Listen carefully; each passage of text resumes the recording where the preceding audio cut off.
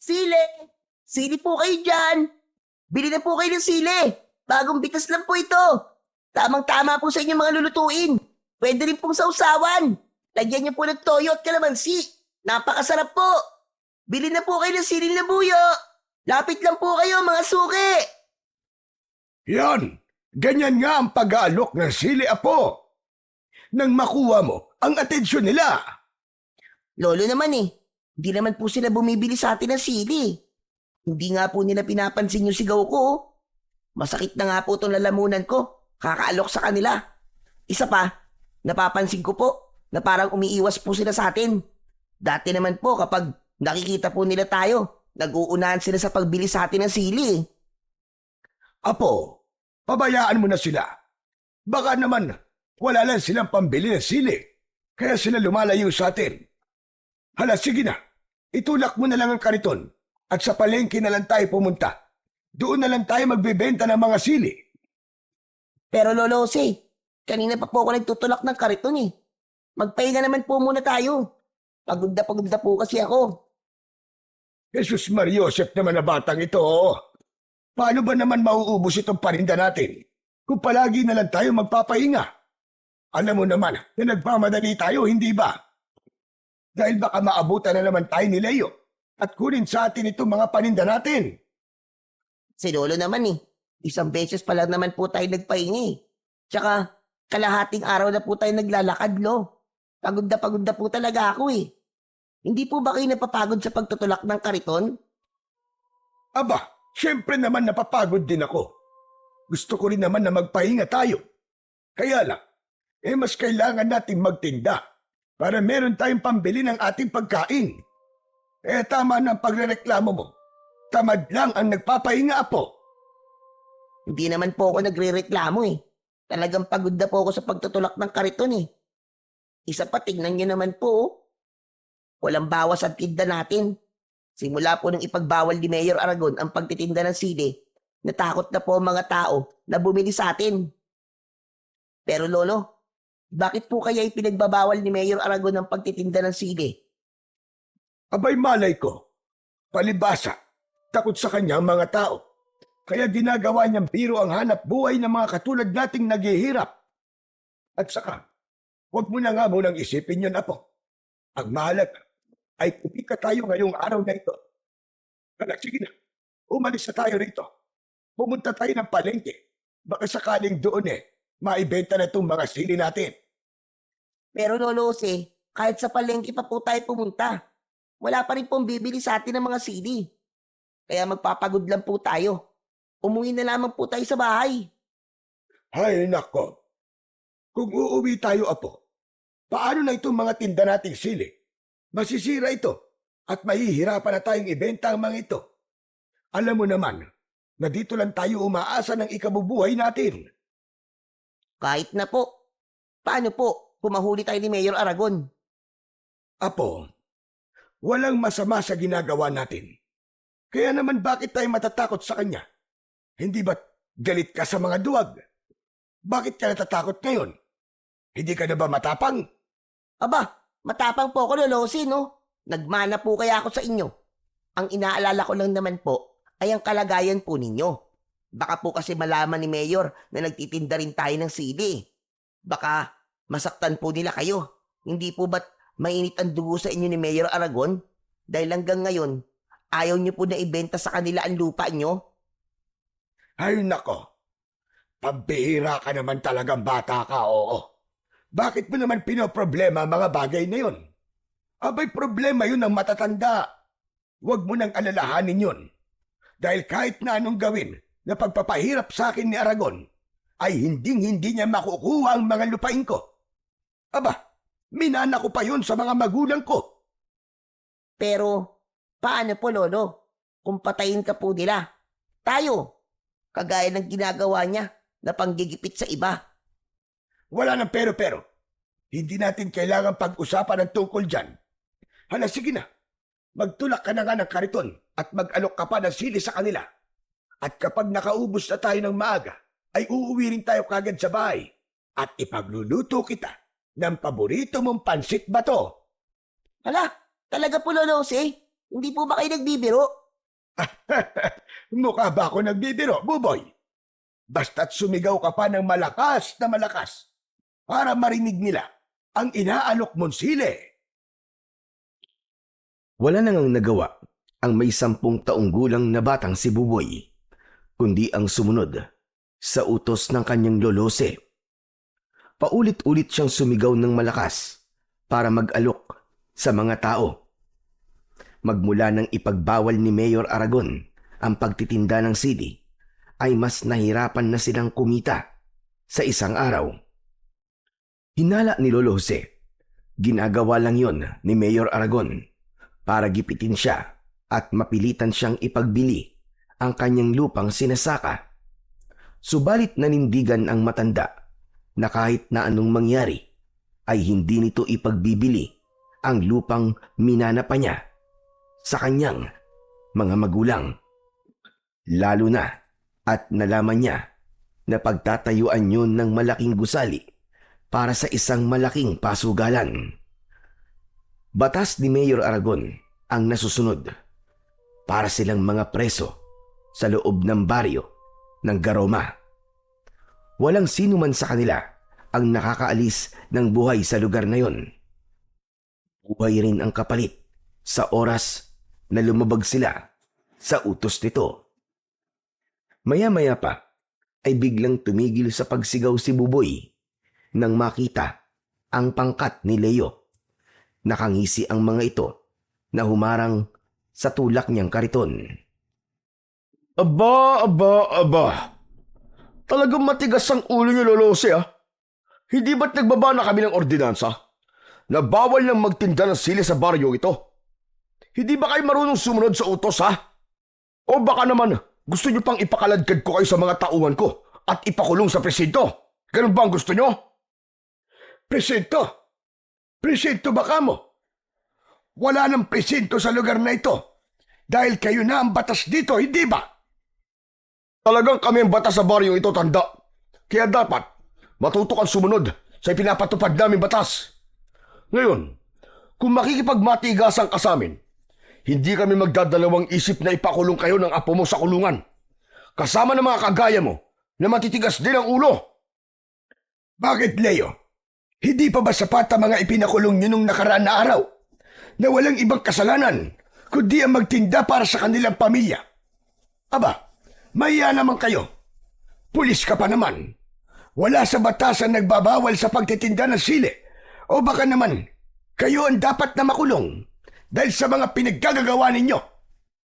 Agdag nyo ito, makakahanap din kayo ng katapat. At kapag dumating ang araw na yon, ako mismo magtitirik ng kandila para sa kamatayan ninyo. Abat, matigas ka, tanda. Baka gusto mo masaktan. Walang tao na gugustuhin na masaktan, Leo. Nagtitinda lang naman kami ng sili ng apo ko. Walang masama roon, hindi ba? Hindi rin naman kami nakakaabala sa inyo. Kaya't anong dahilan? Anong meron sa sili at ginagawa niyo ito sa amin? Talaga bang inuubos mo ang pasensya ko, ha, tanda? Wala kang karapatan na magtanong sa akin. Hindi ang pagtitinda ng sili ang pinag-uusapan dito. Kundi kung paano kayo sumunod sa batas ni Mayor Aragon. Natatay ko, naiintindihan mo? At kami ang batas dito. Kung ayaw mo sumunod, pues, mapipilitan kaming itapon ang paninda nyo at sirain ang kariton nyo. Hindi na hinintay ni Leo na sumagot si Lolose. Agad nitong sinipa ang kariton, kaya't napunta yon sa gitna ng kalsada. Hindi pa nasiyahan ng isa sa mga tauhan ni Leo. Bigla na lang nitong binuhat at itinaob ang kanilang kariton. Sumambulat sa kalsada ang paninda nilang mga sili. Dahil sa ginawang yon ng mga tauhan ni Leo, nagsimulang magbulungan ang mga tao. Baka sa mukha ng mga ito ang takot at pag-aalala na baka saktan ng mga ito ang maglolo. Bagay na hindi naman nagustuhan ni Buboy, kaya't hindi na siya nakatiis. Inawat niya ang mga pulis habang nakaharang sa unahan ng nakataob na kariton. Tama na! Tigilan niyo na to! Ang sama niyo! Ang sama-sama ninyo! Wala kayong puso! Hindi kayo mga tao. Nagtatrabaho kami ng marangal. Bakit niyo itinapon ang palitan namin mga sili? Pabayaan mo na sila, Apo. Halika, tulungan mo na lamang akong damputin ang mga sili. Pero Lolo Jose, mali po ito. Pababayaan niyo na lang po ba silang gawin sa atin to? Di niyo man lang po ba ipagtatanggol ang sarili niyo? Hindi po sila ang batas sa lugar na ito. At hindi rin po nila pag-aari ang baryong ito. Kaya wala po silang karapatan na pagbawalan po tayo sa pagtitinda ng sili. Ano ka mo? Ang tigas mong manalitang bata ka. Baka gusto mong ikaw ang itaktak namin dyan sa kalsada. Huwag niyo sasaktan ang apo ko. Hindi na kami magtitinda ng sili. Maawa na kayo. Huwag niyo nang patulan ng bata. Lolo, wala po silang awa. Kaya hindi niyo po kailangan magbakaawa sa mga yan. Mga halimaw po sila, Lolo. Apo, tama na. Sige na, pulutin na natin ang mga sili. Huwag mo na silang intindihin. Ang mahalaga, hindi naman nasira ang ating kariton. Yumuko si Lolose para damputin ang mga nagkalat na sili sa kalsada. Kaya wala nang nagawa si Buboy, kundi tulungan na lamang ang matanda. Dala ng matinding awa, pumatak ang luha sa kanyang mga mata habang naririnig ang malakas na tawanan ng mga pulis na nakapalibot sa kanila. Hoy tanda, pagmasdan mo kung anong gagawin namin sa kariton nyo. Wala kasi akong tiwala na hindi na kayo magtitinda ng sili. Kaya't naisip ko, para hindi na talaga kayo makapagtinda, heto ang nararapat sa kariton nyo. Nanlaki ang mga mata ni Buboy nang paulanan ng mga ito ng bala ng baril ang kanilang kariton. Kaya't nagsitakbuhan ang mga tao dahil sa takot. Nang mga sandaling yon, ay hindi na napigilan pa ni Buboy ang kanyang sarili. Hinawakan niya ang kamay ng isa sa mga pulis ni Leo at pilit na ibinaba ang hawak nitong baril. Nilambiti na niya ang braso nito at hindi pa siya nakontento. Kinagat niya ito sa kamay. Napasigaw ng malakas ang lalaki at muntik siyang barilin. Pabalyasan nitong itinulak pero muli niya itong pinigilan. Tama na po! Maawa na po kayo sa kariton namin. Nakikiusap po ako. Wala po kami ginagawa masama sa inyo.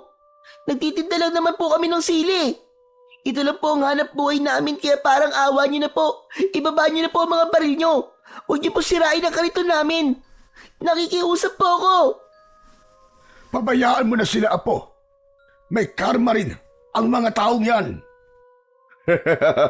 Akala ko ba kanina, ayaw mo magbakaawa sa akin si Lolose. Dahil nasabi mo wala kaming awa. Tapos ngayon, ikaw ang naririnig ko nagmamakaawa sa akin? Pambihira. Parang gusto ko pa yatang matuwa sa ginagawa mo eh. Dahil ang kariton na yan ay mahalaga sa buhay ni Lolo Jose. Kaya't nakikiusap po ako, Mang Leo. Huwag niyo na po sirain ang kariton namin.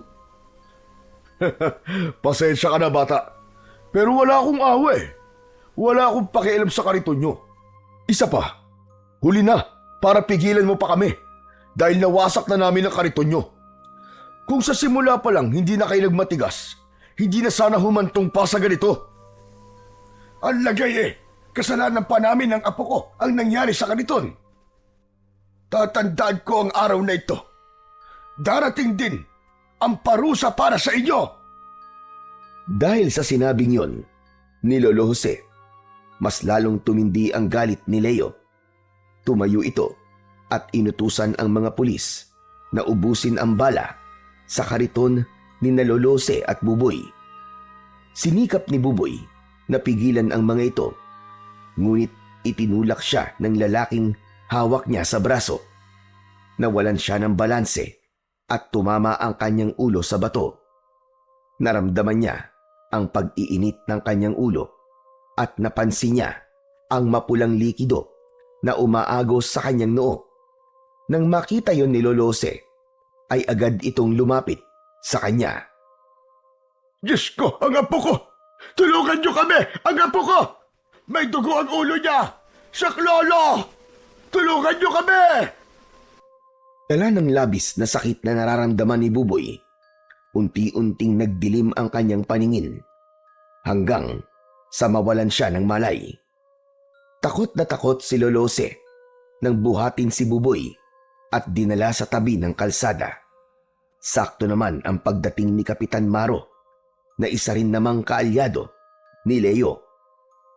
Ano ka ba naman, Kapitan? Bakit ngayon ka lang dumating? Hindi mo ba alam na ang maglolo na yan ay nahuli ko nagtitinda ng sili? Pagsabihan mo mga yan, ha? At baka pati ikaw samain sa akin. Sa susunod na makita ko pa nagtitinda pa sila rito ng sili, alam mo na kung anong mangyayari sa pamilya mo. Naiintindihan mo? Sunod-sunod na napatango si Kapitan Maro at bakas ang takot sa mukha nito. Nang umalis ang mga pulis at si Leo, saka naman nilapitan ni Kapitan Maro si Lolo Jose na halos maiyak sa labis na pag-aalala kay Buboy. Sapo-sapo ng palad ng matanda ang dumudugong ulo ng kanyang apo. Tulungan mo ako, Kapitan Maro. Ang apo ko, dali natin siya sa ospital. Subalit umiling si Kapitan Maro at sinabi nitong sarado ang ospital, pati ang malapit na pagamutan. Siya na lang daw ang gumamot kay Buboy. Ang magagawa lamang daw nito ay ang ihatid sila sa kanilang bahay. Kaya naman, wala nang nagawa si Lolose, kundi ang iwanan ang kanyang paninda at iuwi si Buboy sa kanilang tirahan. Samantala, sa kabilang dako naman, habang nakasandal sa pader si Efren, umalingaw-ngaw ang sigaw ng pulis na nagbukas ng kulungan niya. Sinabi ng pulis na laya na siya at huwag na siyang babalik sa bilibid. 10 taon siyang nakulong sa salang pagpatay sa matanda na si Benito na pinuno ng mga aswang sa kanilang baryo. Isang paratang na hindi naman niya ginawa. Maswerte lang siya at isa siya sa mga nabigyan ng parol para makalaya ng maaga. Isang malalim na buntong hininga ang pinakawalan ni Efren. Dinampot niya ang bag, saka siya lumabas ng kulungan. Walang pamilya na susundo sa kanya dahil nalaman niya na namatay na ang kanyang asawa pagkatapos nitong manganak. Ang huling balita na lamang niya ay nasa pangangalaga ni Lolose, ang kanilang anak. Sumulat ito sa kanya at sinabing lumipat ang mga ito sa baryo ng Garoma, sa lugar mismo ng kanyang asawa na si Marisa. Maya-maya pa ay dumaan sa harapan niya ang isang truck na puno ng kahoy. Kinausap niya ang driver at tamang-tama ang biyahe nito ay doon din sa baryo na pupuntahan niya. Pagkalipas ng ilang oras na biyahe, pagbaba niya sa tulay ay nagpasalamat siya sa driver. Bago siya iniwan sa lugar na yon, sa tapat mismo ng arko ng baryo. Hindi siya pamilyar sa lugar na yon, kaya naman punong-puno ng pag-aalala ang kanyang dibdib. Wala siyang makitang sasakyan. Wala ring mga bahay na nakatayo sa gilid ng kalsada. Kahit ang mga tao sana na pwede niyang pagtanungan ay wala rin. Kaya't nagpasya na lamang si Efren na maglakad papasok sa baryo. Anak nang, pambihira naman buhay to. Ilang minuto na ako naglalakad pero wala pa rin sasakyan. Kapag nagkataon, dito pa yata ako matutulog sa kalsada. Ano ba kasing klaseng lugar ito? Saglit na napahinto sa paglalakad si Efren dahil sa wakas ay may nakita na siyang mga tao. Ngunit abala ang mga ito sa pagtingin sa lalaking nakahiga sa lupa. Nagmamadali si Efren na lumapit sa mga ito. Magtatanong sana siya nang mapansin ang lalaking dilat ang mga mata. Nakaluwa ang lamang loob at halos maputol ang leeg sa hibla ng mga buhok na nakapulupot dito. Natitiyak niyang aswang ang pumatay sa lalaki. Diyos ko, hanggang dito ba naman? Meron pa rin mga aswang? Hinahabol yata ako ng mga aswang. Kailangan mahanap ko kagad ang anak ko. at iaalis ko siya sa lugar na ito. Nagsimula si Efren na magtanong sa mga tao. Subalit lahat ng lapitan niya ay umiiwas at hindi nakikipag-usap sa kanya. Wala siyang natanggap na impormasyon na makapagtuturo sa bahay ni Lolose. Pinili na lamang niya na umalis sa lugar na yon at ipagpatuloy ang kanyang paglalakad. Hanggang sa madaanan niya ang isang lalaking pilay at isang magandang babae na may dala na labahin. Nilapitan niya ang mga ito at nagtanong, Sandali lang miss. Pwede ba magtanong? Ito ba talaga ang baryo ng Garoma? Pasensya na. Hindi kasi ako taga rito eh. Tama ba tong lugar na napuntahan ko? Tsaka, baka naman may kilala kayong Lolose. Tumango ang babae bilang tugon sa tanong ni Efren. Nagulat siya dahil pipi ang babae. Kaya ang sumagot sa kanyang tanong ay ang lalaking pilay na kasama nito. Ayon sa lalaki, ay kilala nito si Lolose at tama ang lugar na pinuntahan niya.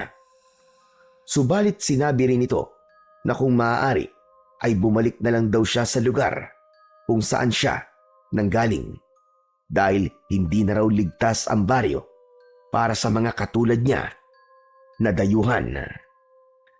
Pero taga rito po ang asawa ko eh. Namatay na siya. Pero nandito ho ang anak ko at inaalagaan po ni Lolose. Baka naman po alam niyo kung saan siya nakatira. Wala po kasi akong ibang mapupuntahan eh. Sila na lang po ang pamilya ko. Nagkatinginan ang dalawa at tumango bilang tugon. Nakilala nga ng mga ito si Lolose. Itinuro ng dalawa ang direksyon kung saan siya pupunta. Basta ang natandaan niya ay malapit raw sa simbahan ng Garoma, ang bahay ng matanda. Pagkatapos na magpasalamat ni Efren, ay nagsimula na siyang maglakad at iniwan ang dalawa.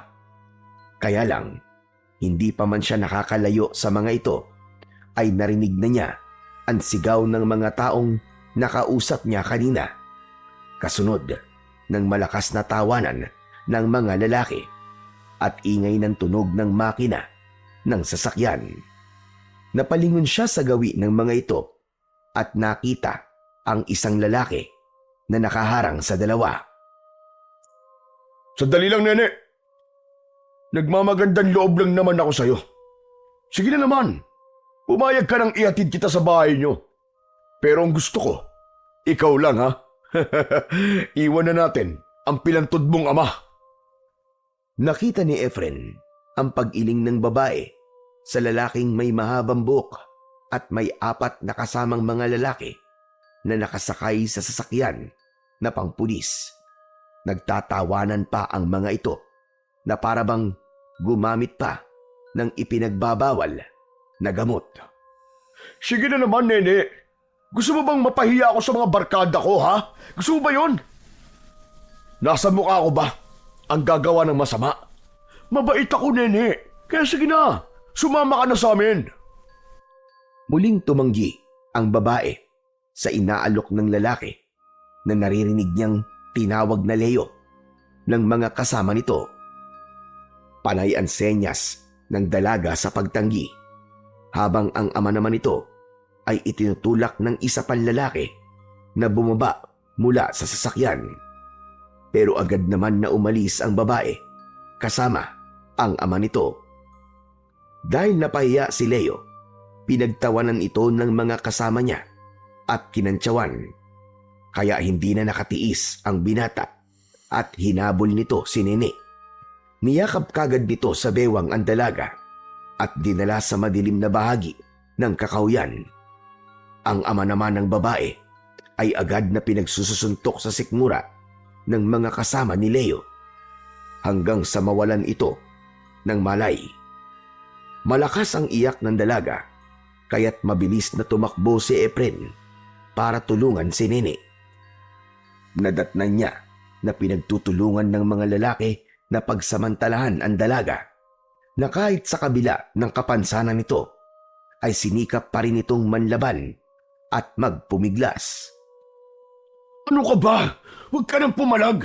Mabilis lang to. Ibigay mo na sa amin ang inaasam-asam namin na ligaya. Sige na!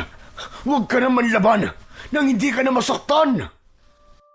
Hindi na natapos ni Leo ang iba pa nitong sasabihin nang dinakot kagad ni Efren ang damit nito at sinuntok sa muka. Sinundan pa niya yon ng isa pang sipa na tumama naman sa sikmura nito. Bumagsak ito sa lupa habang namimilipit sa labis na sakit. Ang isa naman na lalaki na nakatayo ay binato ni Efren ng dala niyang bag.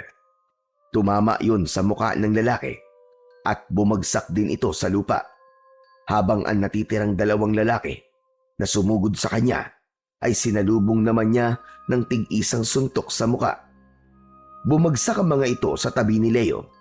Sakto yun na sinusubukan ni Leo na muling bumangon. Pero dahil nadaganan ito ng dalawang kaibigan, muli itong bumagsak sa lupa habang nagmumura. Lintik! Sino ba nakialam sa atin? Ano ba? Bumangon kayo! Sugurin nyo! Uling umatake kay Efren ang mga tauhan ni Leo. Naiwasan niya ang suntok at gumanti siya ng sipa sa muka ng mga ito. Sa muling pagbagsak ng dalawa sa lupa, sumugod si Leo sa kanyang kinaroroonan. Pero sinalubong niya ito ng isang suntok sa muka at isang sipa na tumama naman sa dibdib nito.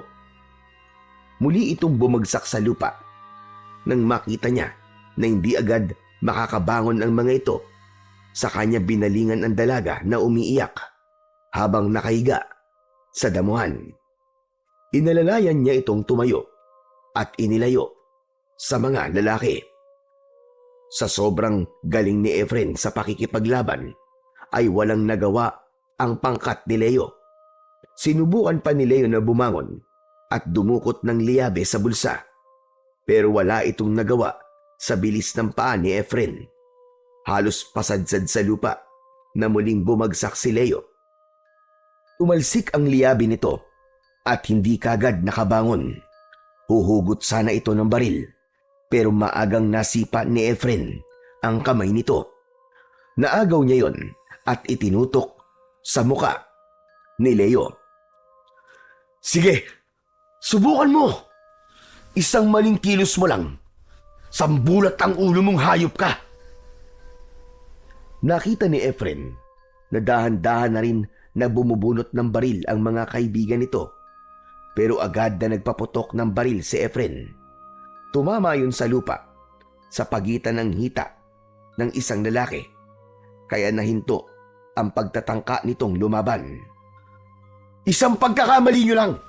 Katapusan na maliligayang araw nyo, mga jablong buwang. Tignan ko lang kung magamit nyo pa yung mga kargada nyo kapag sinubukan nyo pang gumalaw. Sige, subukan nyo!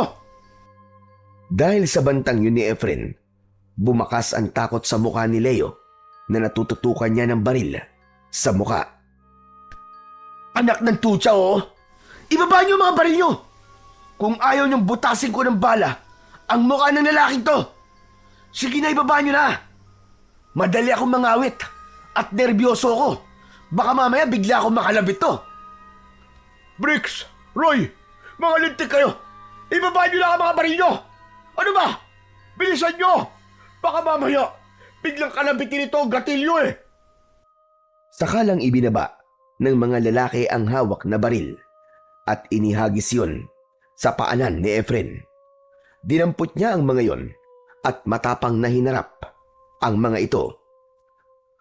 Hala, sige! Hubad! Maghubad kayo! Teka, sandali lang! Bakit po kami pinag-uubad? Ano ba binabalak mo sa amin? Sinunod namin ang gusto mo ah! Huwag ka na magtanong! Basta maghubad kayo! Hubad! Sigurado ka ba sa sinasabi mo, Brad? Baka hindi mo nakikilala kung sino binabangga mo. Wala akong pakialam kung sino ka pa. Basta maghubad ka. Kung ayaw mong pasabugin ko ang bao ng ulo mo, tsaka yung ulo mo sa baba, Ano? Bilis! Hubad! Wala nang nagawa sina Leo, kundi ang sumunod sa utos ni Efren. Isa-isang hinubad ng mga ito ang kani-kanilang mga damit. Pagkatapos ay gumawa ng bag si Efren na yari sa dahon ng lipa. Isang uri iyon ng dahon na makati kapag napapadikit sa balat. Nang matapos siya sa kanyang ginagawa, ay iginapos niya sa baging ang kamay ng mga ito.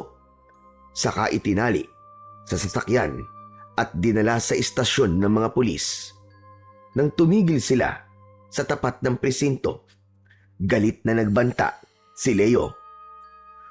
Hayop ka! Pagsisisihan mo ginawa mong ito. Gagawin kong impyerno ang buhay mo! Matagal ng impyerno ang buhay ko. Hindi ako natatakot sa banta mo. Matagal na akong takot. Kaya sige, lakad! Isuko niyo ang mga sarili niyo at aminin niyo ang ginawa niyo kay Nene. Mapapahiya ka lang. Walang mangyayari sa pagdala mo sa amin dito. Kaya't simulan mo na magdasal. Dahil ito na ang magiging katapusan mo. Saad ni Leo habang namimilipit ito sa labis na kati. Napansin din ni Efren na namumula ang balat nito dahil sa mga pantal sa katawan. Maya-maya pa ay lumapit si Efren sa mga pulis na sumalubong sa kanila. Chief, magandang hapon po sa inyo. Nandyan po ba ang hepe nyo? Sumagot ang isang pulis na hindi naka-uniforme, ngunit may baril at tsapa sa bewang. Sinabi nitong nasa loob ng presinto. Sinamahan sila nito sa loob kasama si Nene at nadatnan niya ang lalaking nakaupo sa lamesa. May hawak itong papel habang seryosong nakatingin doon. Narinig niya na binanggit nito ang lupa ng mga taong hindi pa rin umaalis sa lupang pag-aari nito. Biglang natigil ito sa pagbabasa nang tumingin sa gawi ni Efren. Oh, ano yon? Anong kailangan nyo? May mga nahuli po akong mga lalaki. Muntik pong pagsamantalaan si Nene. Balak po sana niya magreklamo. Gusto niya po na makausap si Hepe. Ako ang hepe dito. At ako rin ang mayor ng baryong ito. Ano ba sadya mo sa akin? Dala ko po mga lalaking muntik na magsamantala sa dalagang to. Ang kanya namang ama ay nasa sasakyan at wala pa ring malay hanggang ngayon dahil binugbog po ng mga lalaking yun. Tumayo ang lalaki na nakilala niya sa pangalan na Mayor Aragon. Sa unang pagkikita pa lang nila ay naramdaman niya ang kakaibang bigat sa presensya nito. Kaya mas tinatagan niya ang kanyang loob at sinalubong ang matalim nitong tingin. Ang inaalala lang niya ay ang dalagang kanina pang takot na takot at gusto nang umalis. Para bang ayaw nitong magreklamo sa mga lalaking muntik ng manggahasa sa kanya. Lalo na nang biglang nagsalita si Mayor Aragon. Madali naman akong kausap eh. Lalo na sa mga inargabiyado ng anak kong si Leo. Kaya pala malakas ang loob ni Leo eh. Dahil mayor palang tatay niya. Hindi ang pagiging tatay at mayor ko ang pinag-uusapan dito, kundi ang reklamo ng dalagang dinala mo rito. Sa tingin ko, hindi ka taga rito, kaya hindi ka natatakot sa akin. Bakit naman ako matatakot sa inyo? Wala naman akong ginagawang masama. Dapat pa nga po ay magpasalamat ka dahil may pumigil sa anak mo na magkasala. Hindi mo yata ako naiintindihan eh. Anak ko si Leo at dito sa baryong ito, batas ko ang nasusunod. Kaya hindi ko kailangan magpasalamat sa'yo dahil anak ko mismo ang pinag-uusapan natin dito. Kung gusto mo, tatanungin ko yung babaeng muntik pansamantala ng anak ko.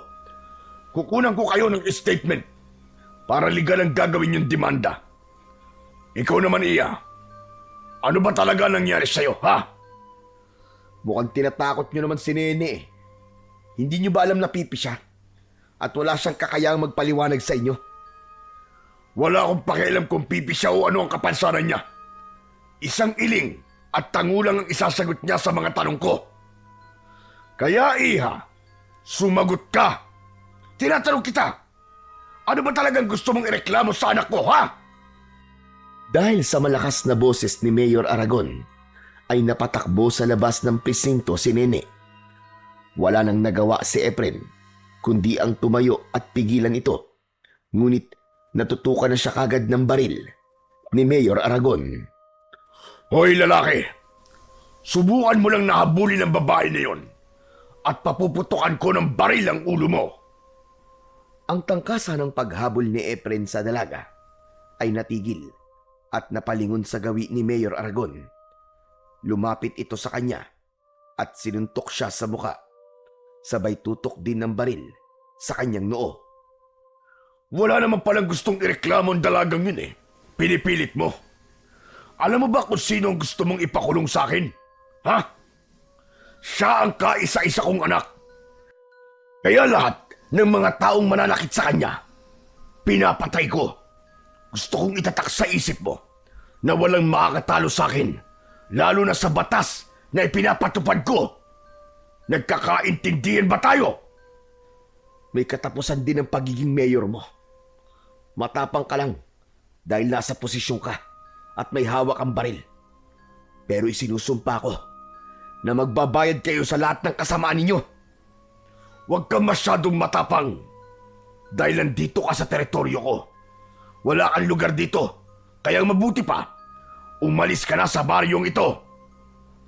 Mayor, kung saan ako nakatayo, yun ang teritoryo ko. Ano ka mo? Matigas ka, ha? Kung ganun, ako mismo magpapatapon sa'yo sa labas ng baryong ito. Hala, sige, lakad! Ibabalik kita sa pinanggalingan mo! 2 palo ng baril sa ulo ang naramdaman ni Efren. Halos manlabo ang kanyang paningin nang isakay siya sa sasakyan na pag-aari ni Mayor Aragon. Pagkalipas ng kalahating oras ay narating nila ang dulo ng tulay. Saka pabalya siyang itinulak sa labas ng arko ng baryo. Ibinato sa kanya ang dala niyang malaking bag, kasunod ng pagduro nito sa kanyang muka. Hindi ako nakikipaglokohan, lalo na sa mga estranghero na kagaya mo. Magpasalamat ka at mabait pa ako. Binibigyan kita ng pagkakataon na umalis sa baryong ito. Pagkatapos ng ginawa mo sa anak ko, doon pa lang sana sa presinto, pinatay na kita. May kasalanan ng anak mo, kaya ako siya sinaktan. Ako, ano bang kasalanan ko? Para ganituhin niyo ako. Malaki ang kasalanan mo dahil sinaktan mo ang anak ko si Leo. Kung saan ka man nanggaling, bumalik ka na sa lugar mo at huwag ka nang babalik dito. Sa sobrang galit ni Mayor Aragon, dinakot nito ang damit ni Efren at pinagbantaan. Tandaan mo ito. Ni anino mo, ayoko nang makita sa baryo ng Garoma. Kung ayaw mong pakainin kita ng bala. Sabay suntok sa kanyang muka. Bumagsak siya sa lupa habang hindi inaalis ang paningin sa muka nito. Akma na sanang tatayo si Efren, pero muli siya nitong tinutukan ng baril sa noo. Huwag mo nang subukan lumaban dahil mapapadali lang lalo ang buhay mo. Hindi ko na uulitin ang sinabi ko sa iyo kanina. Huwag ka nang babalik sa baryong ito. Hindi mo ako mapipigilan. Babalik ako at dudurugin ko kayo ng anak mo. Dala ng labis na galit ni Mayor Aragon, hinampas siya nito ng baril sa muka. Saka ito sumakay sa sasakyan at umalis sa kanyang harapan. Bumangon si Efren at tumayo habang pinupunasan ang dugo sa kanyang labi. Hindi niya inaalis ang kanyang paningin sa papalayong sasakyan ng mga ito. Dinampot niya ang kanyang bag sa lupa, saka isinukbit sa kanyang balikat. Hindi siya umalis. Sa halip, bumalik siya sa baryo ng Garoma. At dahil nilakad lamang niya ang kalsada, naabutan na siya ng pagdilim sa daan. Tanging ang liwanag lang ng buwan ang nagsisilbi niyang tanglaw sa dinaraanan niya. Maya-maya pa ay bigla siyang nakarinig ng tunog ng pag-angil. Sa unahan yun ng daan. Ganun na lamang ang panlalaki ng kanyang mga mata nang makita ang isang nilalang na nakaupo na nakatalikod sa kanya. Lumulutang ang buhok habang abala ito sa paglantak sa katawan ng isang babae. Kitang-kita niya ang pagkikisay ng paa ng biktima. Mabilis niyang dinukot ang bote ng langis na may dinikdik na sili sa kanyang bulsa. Nilapitan niya ito at agad na binuhusan. Nagulat ito at napatayo na humarap sa kanya habang umuusok ang katawan. Yan ang nararapat sa'yo, halimaw ka! Lumayo ka sa babaeng yan! Dahil sa labis na sakit, ay napasigaw ang aswang at nagmamadaling umalis. Yun nga lang, dala nito ang katawan ng biktima. Hindi na naabutan pa ni Efren ang nilalang na tumakas dahil masyadong madilim ang daan. Kaya nagmamadaling umalis sa lugar na yon si Efren. Pagkalipas ng ilang minuto, ay narating niya ang sentro ng baryo ng Garoma. Nakita niya na marami pa rin tao sa daan, kaya hindi siya nahirapan na magtanong kung nasaan ang bahay ni Lolose. Ngunit nabigo siyang makatanggap ng maayos na sagot sa mga ito. Kaya sa uli, sa simbahan siya pansamantalang nakituloy at nagpalipas ng gabi. Samantala, sa bahay naman ni Lolose ay nagising si Buboy. Bumangon siya at hinawakan ang ulo na may benda. Inilinga niya ang kanyang paningin sa paligid. Napansin niyang madilim na sa labas. Maya-maya pa, bumukas ang pinto. Pumasok si Lolose na may dalang pagkain. Buboy, Apo! Mabuti naman at gising ka na. Kumusta na ang pakiramdam mo, Apo? Ayos na po ako, Lolose. Medyo masakit lang po ang ulo ko. Ano po bang nangyari? Ayun, nawalan ka ng malay kanina. Mabuti na lamang at mababaw lang ang sugat mo sa ulo. Pasensya na po kayo, Lolose, ha? Oh, bakit ka naman humihingi ng pasensya? Kasi po, hindi ko kayo naipagtanggol kanina eh. Tapos, yun nga, nawalan pa po ako ng malay. Nakakahiya po sa inyo. Dahil pakiramdam ko po, naging mahina po ako sa harap ng maraming tao. Siguro po, ang tingin nila sa akin ngayon eh, isang duwag. Ay nako, Diyos ko naman ang batang ito. Sino ba nagsabi sa'yo na isa kang duwag? Hindi mo ba alam na natakot si Leo kanina? Kaya ayon, nagmamadali silang umalis. Ano? Totoo po? Natakot po sila sa akin kanina? Oo, kaya huwag ka nang malungkot, Apo. O heto, kumain ka na. Ipinagluto kita ng paborito mong pansit bato. Biglang nawala ang mga alalahanin sa isip ni Buboy nang makita ang umuusok na pansit, habang si Lolo Jose naman ay tahimik na nakatingin sa bata. Pagkalipas ng ilang sandali ay biglang narinig ng matanda ang boses ng lalaki na nagtatawag sa labas. Nagpaalam sa kanya si Lolose at hinarap nito ang tao sa labas. Mula sa loob ng silid ni Buboy ay dinig niya ang pinag-uusapan ng mga ito. Naghatid ito ng masamang balita na pinatay raw ang mag-asawang abogado. Natagpuan daw ang lalaki sa gilid ng kalsada. Wakwak ang tiyan. Nagkalat ang laman loob sa paligid at nasasakal ng mahabang buhok sa leeg. Habang ang babae naman ay hindi pa raw natatagpuan dahil sa dugo na nagkalat sa lupa. Kaya naman natitiyak na raw ng mga tao na patay na rin ito. Napakuyom ang kamay ni Buboy nang marinig ang sinabi ng lalaki kay Lolose at bumakas ang galit sa kanyang muka. Madalas nang napapabalita ang sunod-sunod na pag-atake ng mga aswang sa kanilang baryo. Hinala ng lahat ng mga tao na kagagawan daw yun ni Mayor Aragon na may alagang mga aswang para patayin ang lahat ng kumakalaban dito. Dahil doon, hindi na napigilan ng matanda ang labis na galit. Mga demonyo! Demonyo talaga! Talagang sagad na sa buto kasamaan ng hayop na mayor na yan. Tipunin mo mga kasama natin bukas. Kailangan na natin pagplanuhan ng maigi ang pagpapatalsik sa alkalde na yan. Bago pa nila tayo maubos, kailangan mapatay na rin natin ang mga alagad niyang aswang. Narinig ni Buboy ang pagtugon ng lalaking kausap ni Lolose. Nagpaalam na ito sa matanda, kasunod ng yabag ng paa, papalapit sa kanyang kwarto. Maya-maya pa ay pumasok ito sa loob. Wala na nag-iisang tagapagtanggol natin, Apo. Pinatay na kagabi ng mga aswang. Diyos ko, nag-aalala ko na baka isang araw ako naman ang guluhin ng mga aswang na yun. Ipagbili ko na lang kaya ang lupain ko, Apo. Huwag po, Lolosi.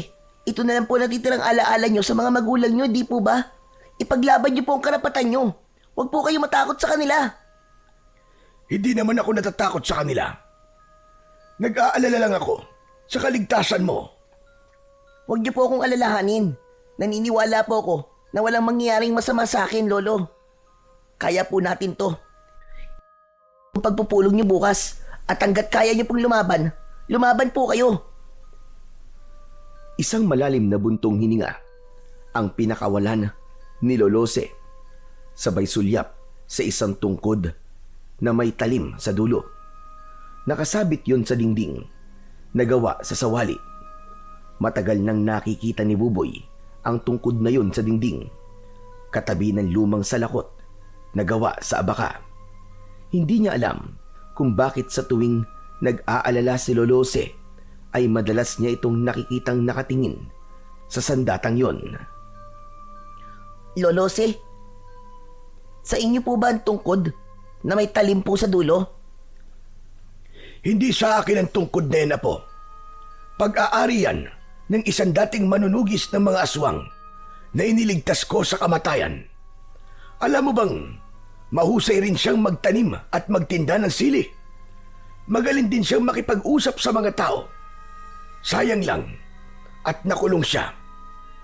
Kung nandito lang sana siya, may makakatapat na ang mga aswang at si Aragon. Kung ganun po, matapang po pala ang manunugis na yun, Lolose. Bakit naman po siya nakulong? Ano pong kasalanan niya? Inako niya ang kasalanan ng iba. Siya ang naabutan ng mga pulis. Bumalik kasi sa dating anyo ang aswang na yon. Kaya inakala ng mga pulis na tao ang pinatay ng manunugis. Kung ganun po, nakakulong pa rin po siya hanggang ngayon. Tama ka, Apo. Ay nako, huwag na nga natin pag-usapan ang tungkol sa kanya. Nalulungkot kasi ako kapag naaalala siya. O siya, sige na. Matulog ka na. At maaga pa tayong pupunta sa simbahan bukas. Mag-aalay tayo ng dasal sa 10 taon na pagkamatay ng nanay mo. Hala, muntik ko na po makalimutan. Kaya nga, magpahinga ka na at matutulog na rin ako. Napapailing na umalis si Lolose sa loob ng kanyang silid. Isinara nito ang pinto, saka nagpahinga sa kwarto nito. Habang si Buboy naman ay muling nahiga at ipinikit ang mga mata hanggang siya ay makatulog. Kinabukasan ay maagang nagising ang maglolo. Umalis sila at tinahak ang daan papunta sa simbahan. Samantala, sa simbahan naman ay nagising si Efren nang marinig niya ang pagsisimula ng misa. Nasa ilalim siya ng bangko sa likod ng altar, kaya hindi siya napansin ng mga tao doon. Inayos niya ang kanyang sarili at bumangon. Pagkatapos ay lumapit sa mga nakaupong mga tao at nakinig sa sermon ng pari. Inilinga niya ang kanyang paningin at bigla niyang nakita si Mayor Aragon kasama ang anak nito na si Leo. Nakaupo ang mga yon sa likod na bahagi ng simbahan, nakayuko na parabang mga banal. Nakuyom niya ang kanyang kamao at maingat na lumabas ng simbahan. Humantong siya sa tirikan ng kandila kung saan ay nakita niyang may isang bata at matandang lalaki na nakatayong patalikod sa kanya. Nakayuko ang ulo ng mga ito habang nakaharap sa nakasinding kandila. Biglang sumagi sa isip ni Efren na yun ang araw ng kamatayan ni Marisa, kaya naisip niya na ipagtirik ng kandila ang asawa. Ale, pabili nga po ng kandila, isa lang ho. Ito po ang bayad ko. Ibinigay sa kanya ng babae ang kandila at tumabi siya sa dalawang nakatayo. Balak niya rin na magtanong sa mga ito tungkol kay Lolose. Kaya pagkatapos niyang sindihan ang kandila, ay humarap siya sa mga ito. Tatang, pwede po ba magtanong? May kilala po ba kayong Lolose ang pangalan? Napaawang ang bibig ni Lolose nang matitigan nito ang lalaki. Bumundol ang kaba sa kanyang dibdib. Hindi siya maaaring magkamali. Si Efren ang nasa harapan niya. Si Efren naman ay agad na nakilala ang matanda. Ang reaksyon nila ay napansin ng batang si Buboy. Sa tingin niya ay matagal nang magkakilala ang dalawa. Efren? Aba, Efren, ikaw na ba yan? Opo, ako po si Efren. Kahapon ko pa po kayo hinahanap, Lolose. Teka, Lolose. Sino po siya? Kilala niyo po ba siya? Dati ko siyang kaibigan, Buboy. Halika, Efren. Sa bahay na tayo mag-usap. Naunang maglakad ang matanda, habang sina Buboy at Efren naman ay matagal na nagkatitigan. Parang may kung anong lungkot ang nakita ni Buboy sa mga mata ng lalaking kaharap. Nangingilid ang luha nito habang titig na titig sa kanyang muka. Saka lang niya naalala na habulin si Lolose at iniwan ang lalaking kaharap. Lolose, sa atin po ba siya titira? Hindi ko alam, Apo. Baka magbabakasyon lang siya. Hala, sige na. Mauna ka na sa bahay at ipaghanda mo kami ng maiinom. Opo, Lolose. Bago tuluyang umalis, ay sinulyapan muna ni Buboy ang lalaking walang imik na nakasunod sa kanila. Nagtataka man, ay iniwan niya ang mga ito at tumakbo sa kanilang bahay. Samantalang si Efren naman ay para nang hindi humihinga ng mga sandaling yon.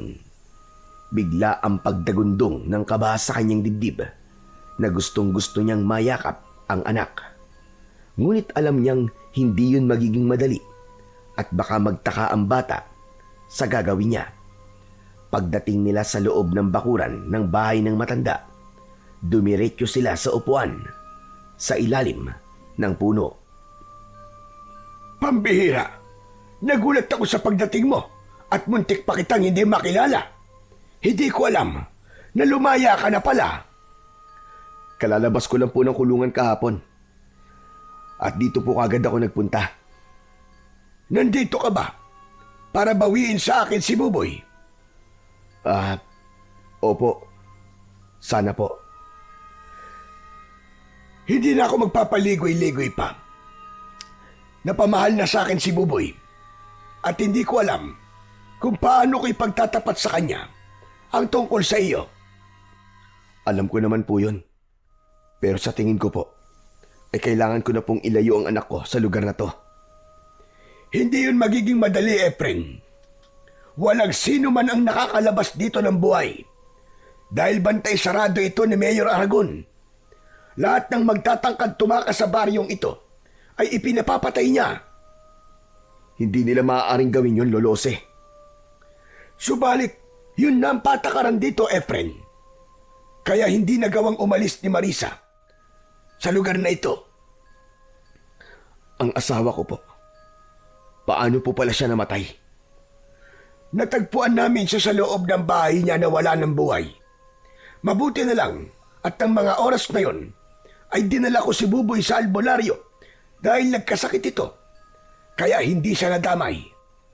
Pero batay sa itsura ng katawan ni Marisa, marahil ay isang aswang nakubot ang pumatay sa kanya dahil sa mahabang hibla ng buhok na nakapulupot sa kanyang leg. Bukod pa roon, wakwak din ang kanyang tiyan at nawawala ang puso. Mga hayop talaga sila.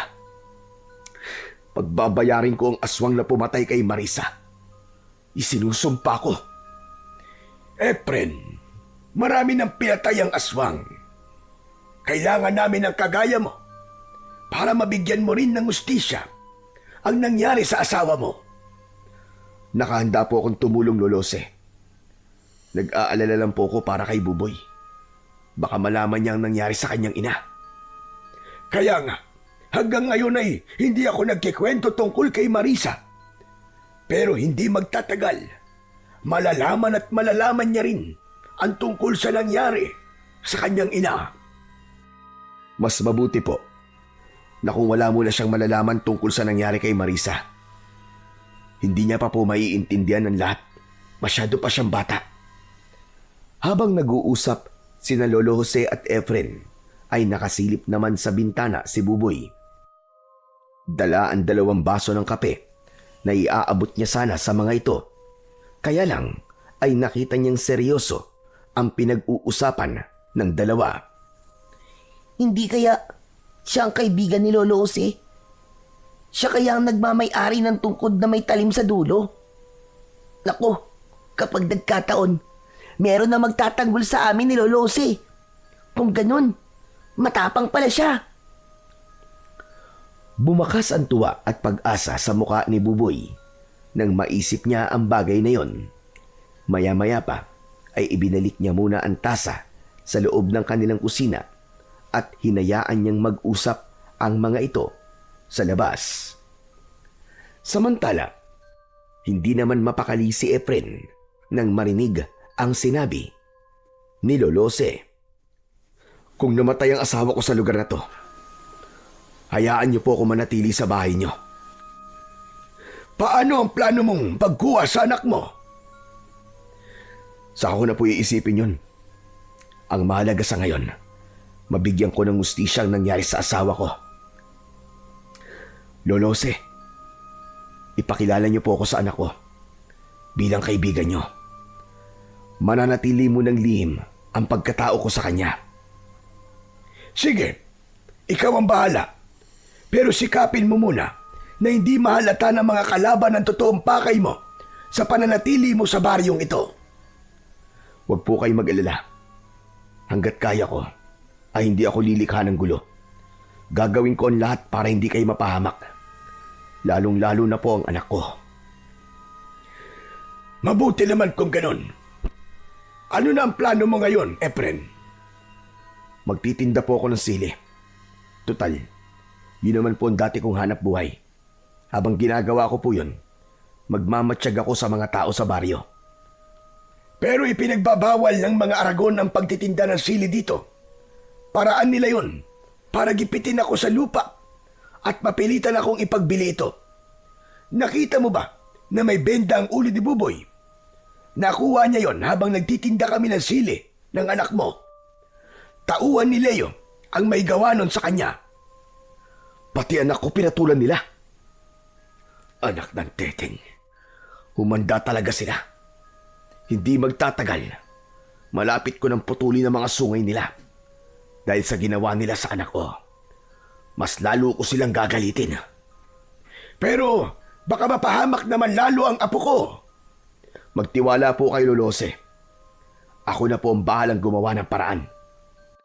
Isang plano ang nabuo sa isip ni Efren at lihim na sumulyap sa bintana ng bahay ng matanda. Alam niya na kanina ay nakasilip doon si Buboy. Hindi rin niya sinabi kay Lolose na una niyang nakaharap si Leo, kaya natitiyak niyang kaya niyang labanan ang mga ito. Bukod pa roon, hindi alam ng matanda na habang nakakulong siya ay may isang matandang salamangkero ang nagturo sa kanya ng karunungang itim na nagbibigay bisa sa lason ng kahit nanong bagay na gamitin niya sa ritual. At naisip niya na sili ang gamitin niyang lason sa mga aswang. Ang kailangan lang niya ay maibenta ang mga sili sa mga tao bilang bahagi ng pagsasagawa niya ng ritual. Magagawa niya lang yon sa tulong ni Buboy dahil kabisado na nito ang lugar.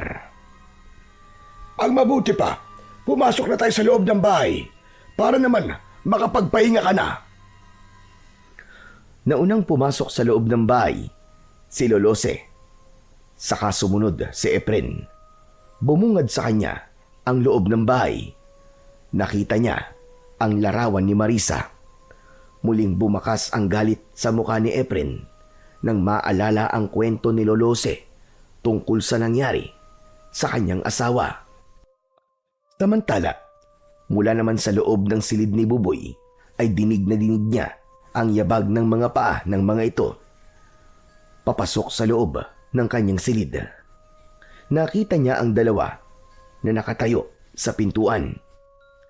Buboy Apo, halika.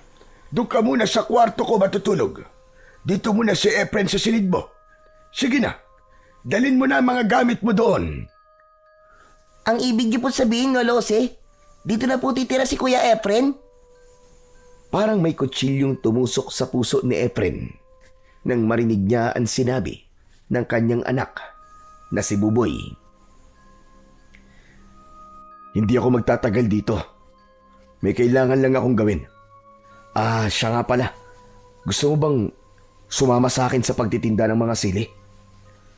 Nag-aalalang napatingin si Buboy sa muka ni Lolose na seryoso rin na nakatingin sa kanya. Lolo, hindi niyo po ba sinasabi kay Kuya Efren na bawal po dito ang magtinda po ng sili? Alam na niya, Apo.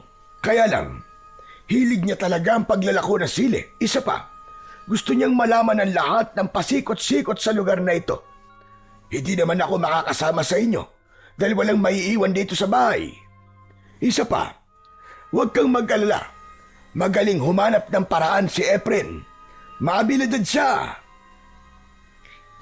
Paano po si Mang Leo? Ang mga pulis nila na mananakit po sa amin kapag nahuli niya kaming nagtitinda ng sili. Huwag kang mag-alala, Buboy. Sisiguraduhin ko na ligtas ka at hindi ka mapapahamak. Ayos ba yun? Sige po. Sasama po ako sa inyo. Dala ng tuwa ay yumakap si Buboy sa bewang ni Efren. Nagkaroon tuloy siya ng pagkakataon para mayakap ng mahigpit ang kanyang anak. Malungkot naman na lumabas si Lolose. Hinayaan itong mapagsolo ang mag-ama. Sige po, Lolo Efren. Magpahinga na po muna kayo. Para po mamaya, magtitinda na po tayo ng sili. Kaya lang, nasira po ang kariton namin eh. Sinira po ng mga walang niyang pulis ni Mang Leo. Ako na ang bahala sa kariton. Marunong naman akong gumawa nun eh. Nang matapos mag-usap ang dalawa, saka lang umalis si Buboy. Naiwan si Efren sa loob ng kwarto ng anak. Pinagmasdan niya ang mga gamit nito. Pero mas napukaw ang kanyang atensyon sa tungkod na nakasabit sa dingding. Ibinaba niya ang kanyang bag. Sa kanilapitan ang tungkod.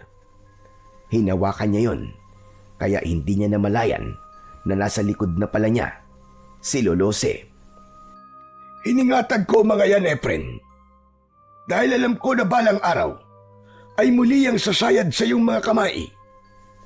Panahon na para tapusin ang pag-asik ng lagim ng mga aswang sa baryong ito. Bigyan niyo pa po ako ng sapat na panahon.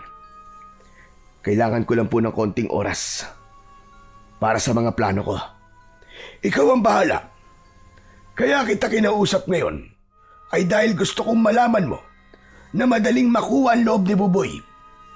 Kung magpapakita ka ng katapangan sa kanya, mapapadali ang pagtanggap niya sa iyo bilang ama niya. Matapang ang anak mo, Efren. At yun ang minana niya sa ugali mo. Ngunit sa sandaling magpakita ka sa kanya ng kahinaan o kaduwagan, ituturing kanyang isang kaaway.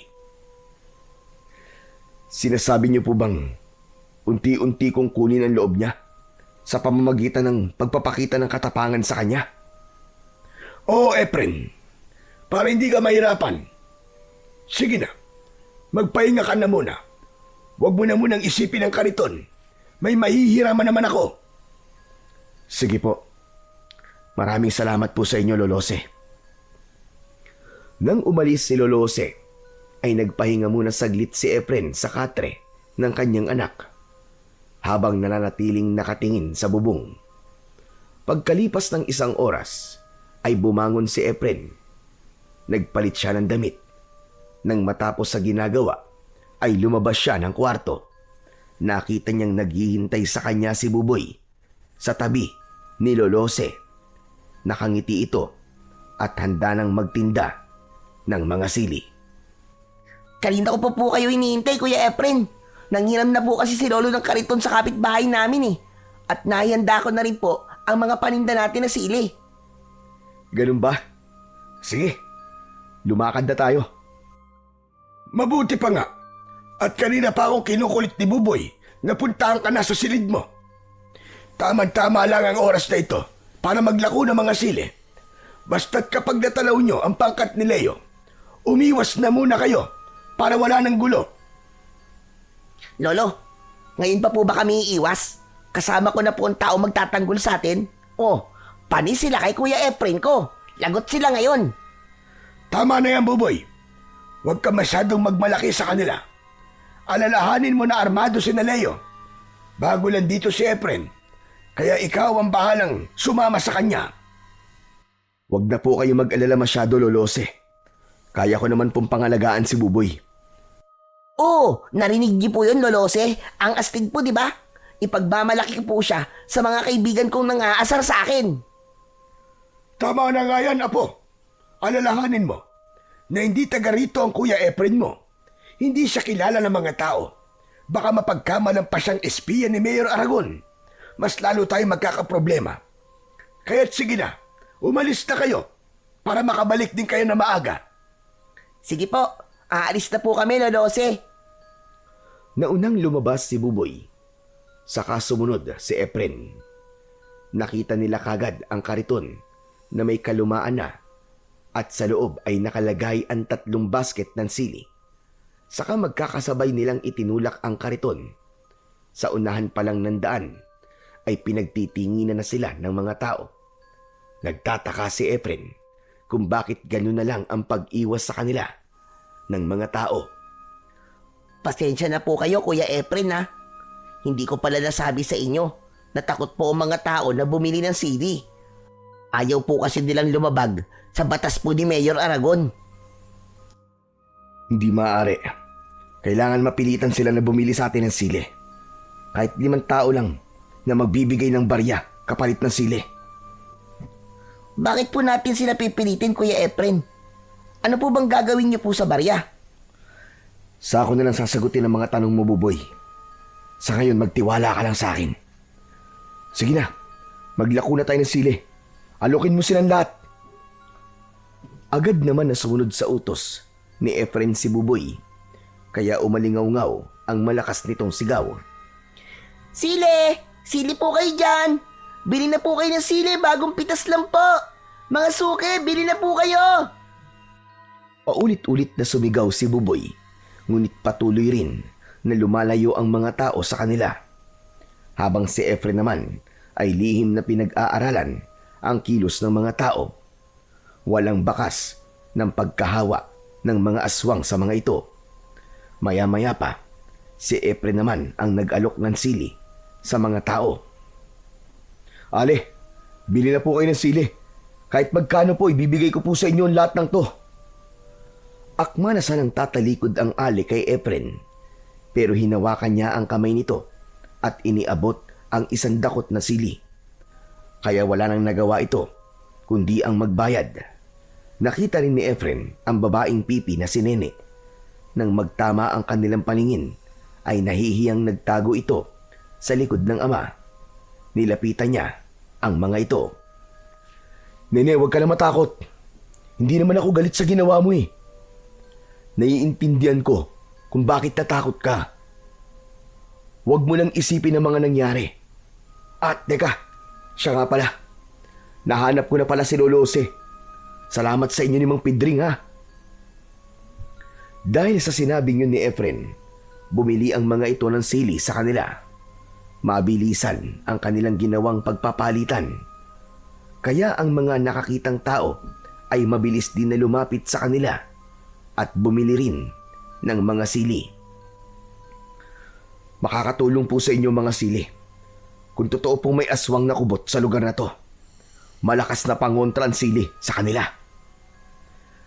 Dahil sa mga sinabi ni Efren, nagunahan sa pagbili ng mga sili ang mga taong naroroon, habang si Buboy ay hindi makapaniwala na ganun kabilis mauubos ang kanilang paninda. Mahusay sa pakikipag-usap ang kaibigan ng kanyang lolo. Kaya naman, ginanahan na rin siya sa paglalako.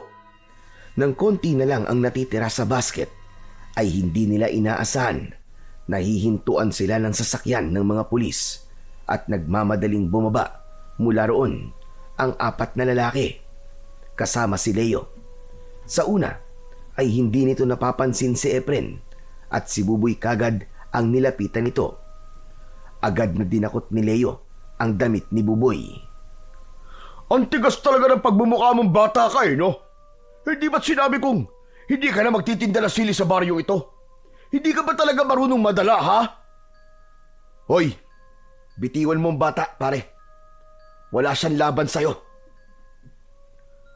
Dahil sa pagkakahawak ni Efren sa kamay ni Leo, ay nabaling ang atensyon nito sa kanyang muka.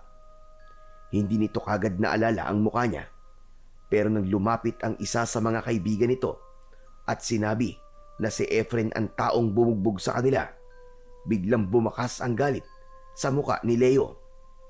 Kaya nalaman ni Buboy na talaga palang matapang si Efren. Binitiwan ni Leo si Buboy at dinakot nito ang suot na damit ni Efren.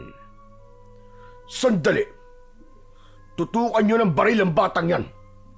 May gusto lang akong ipamukha sa hayop na ito. Tignan mo nga naman ang swerte, ano? Kung talagang para sa'yo, kusang lumalapit sa'yo. Pagkatapos magsalita ni Leo, ay 2 suntok kagad ang tumama sa muka ni Efren habang binunutan siya ng baril na nakatutok sa kanyang noo. Hindi makaganti si Efren dahil hawak si Buboy ng mga tauhan ni Leo. Bumundol ang kaba sa kanyang dibdib dahil naunahan siya ni Leo at makikita ni Buboy kung paano siya matatalo sa laban. Maya-maya pa, isang pagpalo naman ng baril ang tumama sa kanyang muka, kaya't bumagsak siya sa lupa. Kuya! Kuya Efren, bumangon ka! Bumangon ka, kuya! Huwag kang papatalo! Lumaban ka sa kanila! Ngunit hindi lumaban si Efren. Tinanggap niya ang lahat ng suntok ni Leo. Lumapit na rin ang 2 kasama ni Leo at pinagtulungan siya ng mga ito na bugbugin sa harap ng batang si Buboy at ng mga taong nagulat sa mga nangyari. Habang ang isang tauhan ni Leo ay nakatutok pa rin ang baril sa sintido ni Buboy, konting pagkakamali lang niya, buhay ng kanyang anak ang nakataya. Ano? Siraulo kang hayop ka? Matapang ka? Yung dahon na ipinambalot mo sa akin, punong-puno ng langgam. Ngayon, tignan naman natin kung sino ang lalanggamin ngayon. Isang suntok sa dibdib ang tumama kay Efren. Ganon din ang ginawa sa kanya ng iba pa nitong mga kasama. Umubo siya ng pagkalakas-lakas na may kasamang dugo. Hanggang sa dumugo na rin ang labi at ilong ni Efren. Isang bagay na masakit para sa kanya. Lalo na nang magtama ang kanilang paningin ni Buboy. Baka sa mukha nito ang labis na pagkadismaya. Hindi pa nasiyahan si Leo at hinagis si Efren sa kariton. Kasama niyang bumagsak sa lupa ang mga natirang sili at kariton. Gumuhit ang sakit sa kanyang katawan at hindi niya magawang gumanti sa mga ito.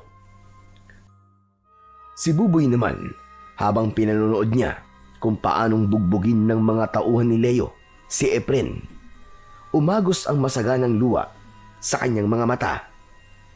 Naniwala siya na matapang ito. Akala niya kaya siyang ipagtanggol nito, pero nagkamali pala siya.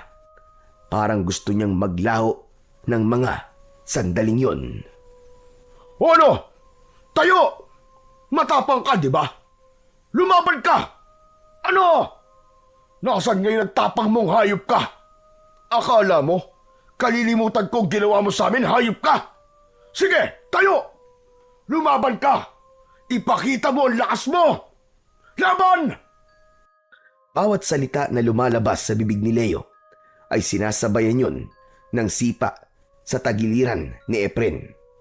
Ni hindi siya makapagsalita. Naramdaman niya na pumikit na ang isa niyang mata, kaya hindi niya na halos makita ang mga kalaban. Sumusuntok siya sa hangin kasabay ng malakas na tawanan ng mga kasama ni Leo. Ano? Laban? Wala dyan ang kalaban mo! Nandito lang sa tabi mo! Dito! Ubod lakas na suntok sa dibdib ni Efren ang tumama mula sa kamao ni Leo. Tuluyan na siyang bumagsak sa lupa. Ano? Laban pa! Tayo! Magsuntukan tayo maghapon! Nasaan ang yabang mo ngayon, ha? Ano? Kaya mo raw ako eh! Ano? Halos mandilim ang kanyang paningin sa labis na sakit sa kanyang katawan. Hindi pa nakontento ang mga ito at hinampas pa siya ng baril sa likod.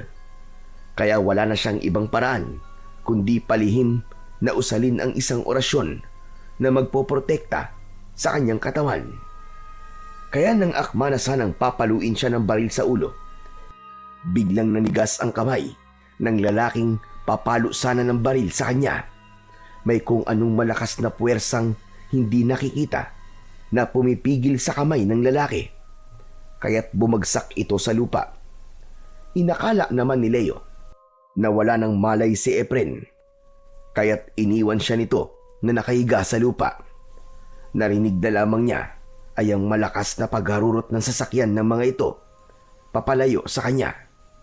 Dala ng matinding awa ni Nene at Mang Pidring, inalalayan siya ng mga ito na tumayo.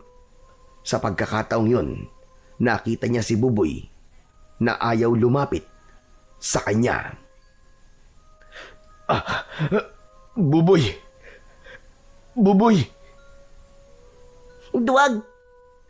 Duwag ka! Duwag! Habang sinasambit yun ni Buboy, ay papalayo ito ng papalayo sa kanya.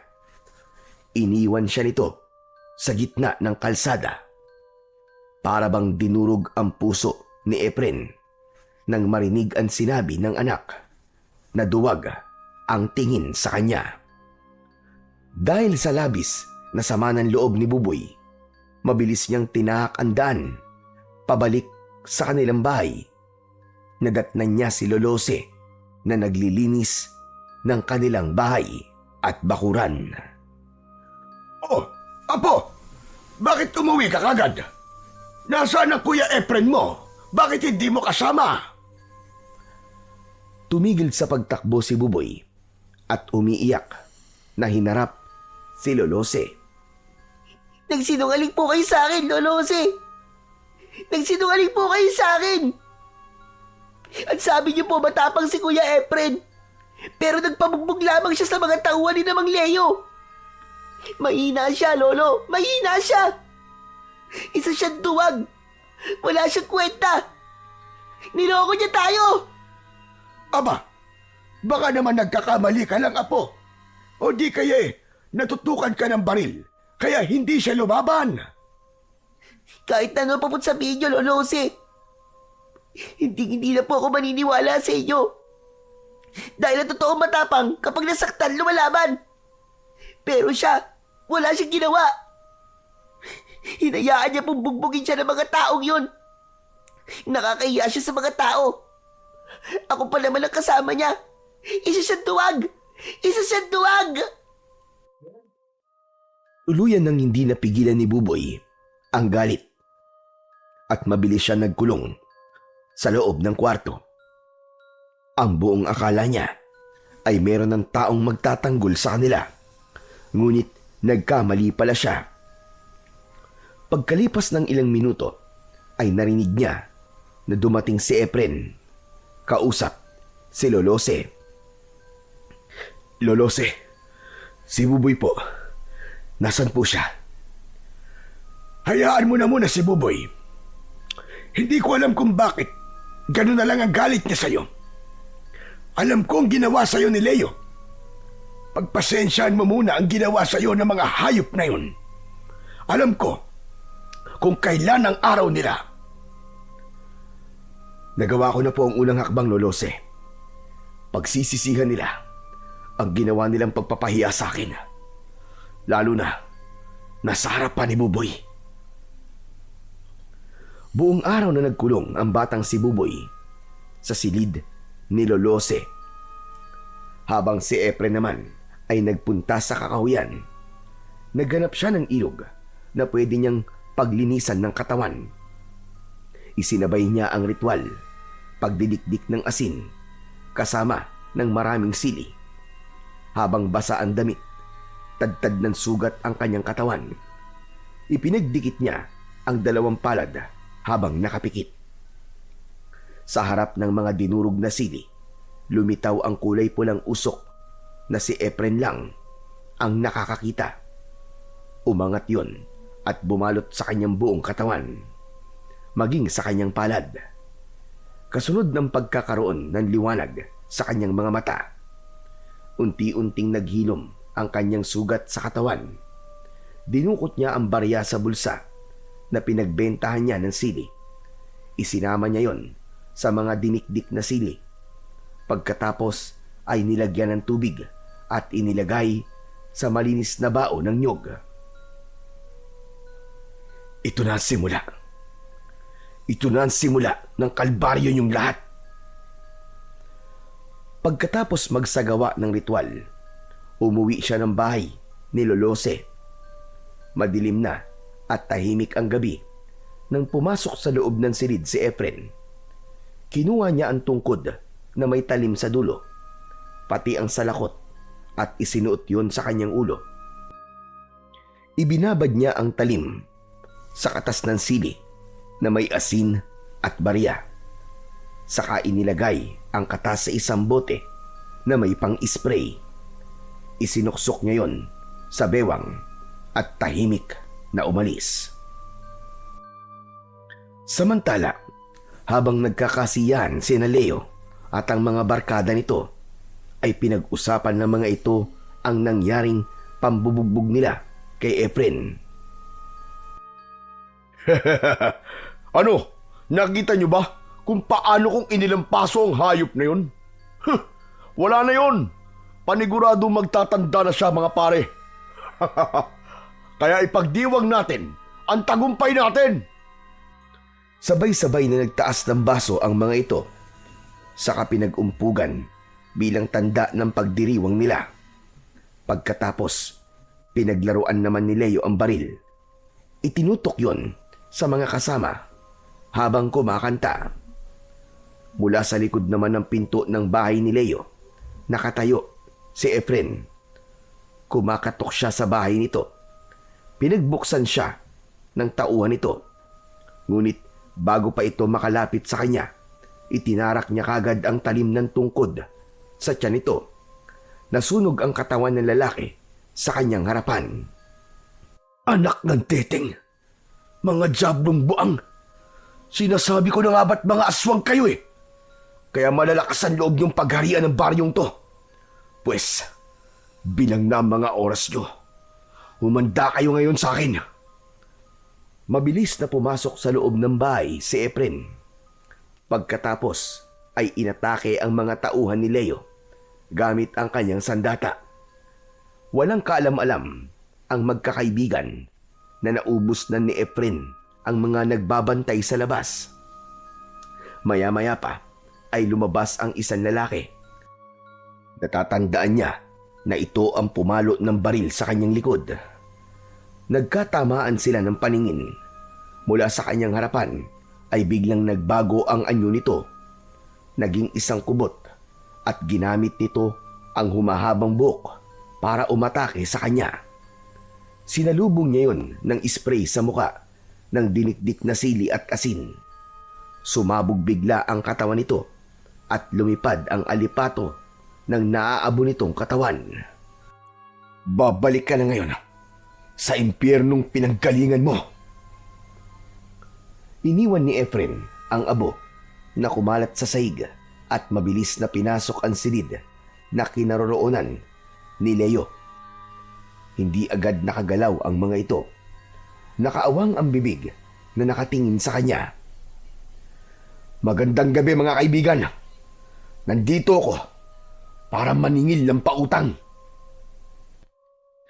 Napatayo si Leo.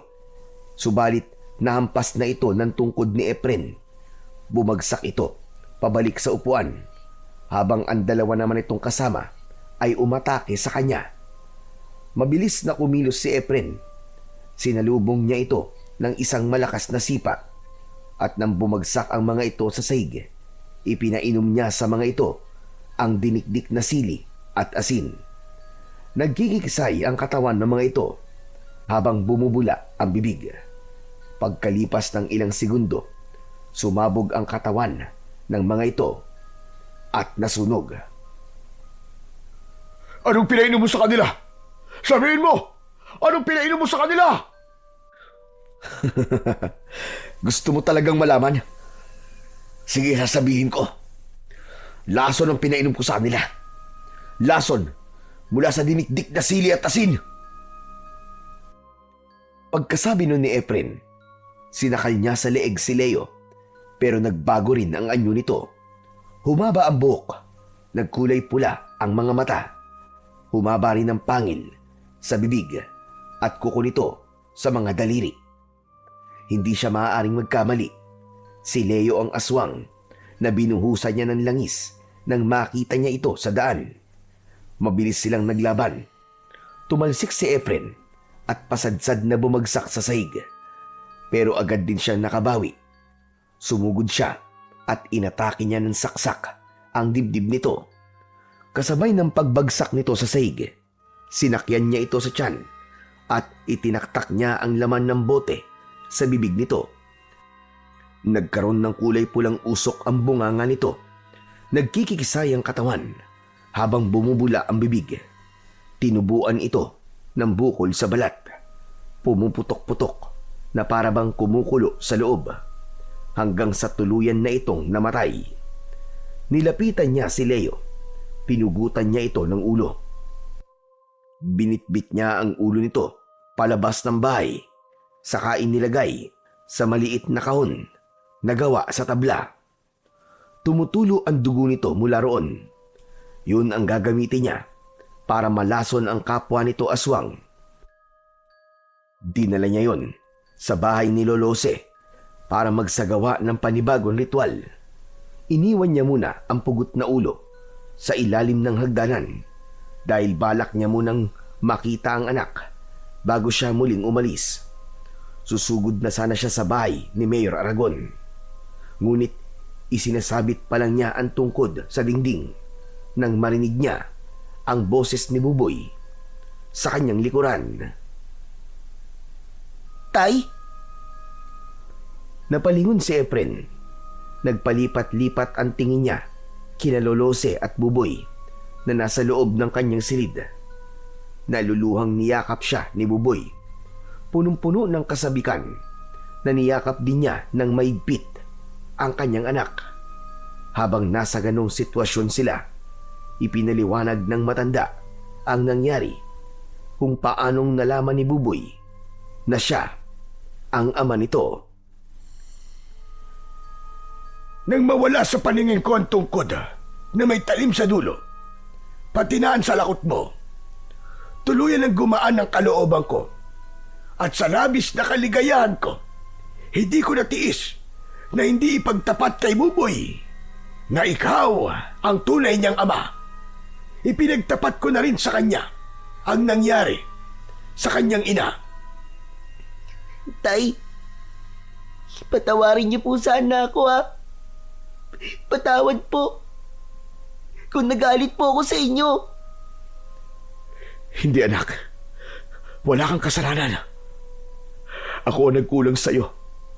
Kaya ako ang dapat na humingi ng tawad sa'yo, anak. Sana, matuldo ka na talaga ang kasamaan ni Mayor Aragon. Alam mo ba kanina, habang wala ka at nagpupulong kami ng mga kasama ko, pinaulanan niya ng bala ang mga taong nakikisa sa akin at pinagbantaan niya ako na kapag hindi pa kami umalis bukas, susunugin niya ang bahay ko. Tulungan mo ko, Efren. Ikaw na lang ang maaasahan namin na magtatanggol sa amin. Tulad doon ang sinabi ko nung una, nakahanda po akong tumulong sa inyo. Hindi ako makakapayag na gawin nila sa inyo yon. Bumitaw si Efren sa pagkakayakap kay Buboy at kinausap ito. Anak, dito ka lang ha. May kailangan lang akong tapusin. Samahan mo muna rito ang lolo mo. Sasama po ako sa inyo, Tay. Alam ko na po na si Mayor Aragon ang pumatay kay nanay. May nakakita po sa kanya habang nagbabago po ang anyo niya bilang isang aswang na kubot. Nakita raw po ni Mang Pedring kung paano po niya pinatay si nanay. Napatingin si Efren kay Lolose. Tumango ang matanda at hinawakan siya nito sa balikat. Nasa likod mo lang kami, Efren. Malaki ang may tutulong ng anak mo sa gagawin mo. Isa pa, gusto ko rin magpasalamat sa pag-ako mo sa kasalanan ko noon. Kahit kailan po, Lolose, ay hindi po ako nagsisi sa pag-ako ko sa kasalanan nyo. Ginawa ko po yun dahil sa pagkakaligtas nyo sa buhay ko. Gulat na napaangat ng paningin si Buboy nang marinig ang sinabi ni Lolo Jose sa tatay niyang si Efren. Teka. Kung ganun po, si Lolo Jose po ang totoong pumatay sa pinuno ng mga aswang at inako lamang ni tatay ang kasalanan nyo? Pero bakit po? Paano po nangyari yon? Dahil napatay niya ang aswang habang inililigtas niya ako. Kung hindi dahil sa kanya, Buboy, baka patay na ako ngayon. Isa pa, siya ang lolo ni Marisa, ang nanay mo. Kaya hindi ko hahayaan na makulong siya ng dahil sa aswang na muntik nang pumatay sa akin. Nanlaki ang mga mata ni Buboy nang marinig yun mula sa kanyang ama. Hindi siya makapaniwalang magkadugo sila ng matanda. Patawarin mo ko, Apo. Hindi ko sinasadyang itago sa iyo ang buong katotohanan. Ngayong alam ko na kung sino ang pumatay sa asawa ko. Humanda sila. Matitikman nila ang pait ng ganti ko. Ano na ang plano mo ngayon, Efren? Kung bukas sila kikilos, uunahan ko sila, Lolose. Sasama po ako sa inyo, Tay. Ipag-iiganti ko rin po ang nangyari kay nanay. Payagan niyo po ako. Pero anak, masyado mapanganib to para sa'yo. Efren, sige na. Isama mo na si Buboy. Kabisado niyan lugar. Teka, saan ba ang balak mong pumunta? Doon po, sa mansyon ni Mayor Aragon. Ipapadala ko sa kanila ang pugot na ulo ni Leo. Ibubuhos ko sa ulo ng anak niya ang katas ng lason ng dinikdik na sili at asin at barya. Sa sandaling makita nila ang laman ng kahon, lahat ng makakakita sa pugot na ulo ay makakalanghap ng lason mula sa singaw ng sili. Ako po ang gagawa ng paghatid ng kahon sa mansyon, Tay. Gusto ko pong makita kung paano pong masaktan ang hayop na Mayor Aragon na yun sa pagkawala ng kanyang anak. Nang maranasan naman niya ang sakit na naranasan ko nang malaman kong ginawa niya sa nanay ko. Tama si Buboy Efren. Malaki ang may tutulong ni Buboy sa paglusob natin sa mansyon nila. Wala na ngang nagawa si Efren, kundi ang pumayag sa gusto ni Buboy. Pagkatapos na magsagawa ng plano at ritual ni Efren, nagsimula na silang maglakad papunta sa mansyon. Nalaman naman ni Buboy na tanging ang aswang nakubot lamang ang malalason ng amoy na ginawa ng kanyang ama. Kaya tiwala siyang hindi siya malalason kahit dala niya pa ang kahon. Samantala, si Lolo Jose naman ay nagsama ng ilang mga tao na sasama sa kanila sa pakikipaglaban. Dala ng mga ito ang matutulis na si Bat, Itak, at si Buboy naman ay ang dinikdik na asin na may sili at barya. Habang si Efren naman ay ang tungkod na may talim sa dulo. Pagkarating nila sa tapat ng mansyon ay maraming tao. Parang may kasiyahan ang mga ito.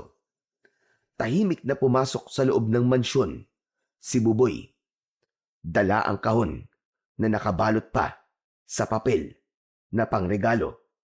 Nagpanggap siya na bisita sa mansyon, kaya't hindi siya napapansin ng mga tauhan ni Mayor Aragon. Narinig niya ang usapan ng mga ito. Maraming salamat sa pagdalo sa kaarawan ng anak kong si Leo. Pasensya na kayo at wala pa siya. Siguro nasa barkada na naman niya. Pero maiba tayo.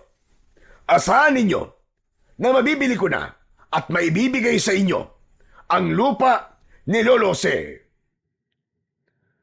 Nakipagkamay si Mayor Aragon sa dalawang negosyanteng kausap nito, kaya hindi nito napapansin si Buboy na nakatayo sa gitna ng bulwagan. Hindi niyo makukuha ang lupa ni Lolo Jose. Kaya kalimutan niyo na ang ipinangako sa inyo ni Mayor Aragon. Teka, paano ka nakapasok dito?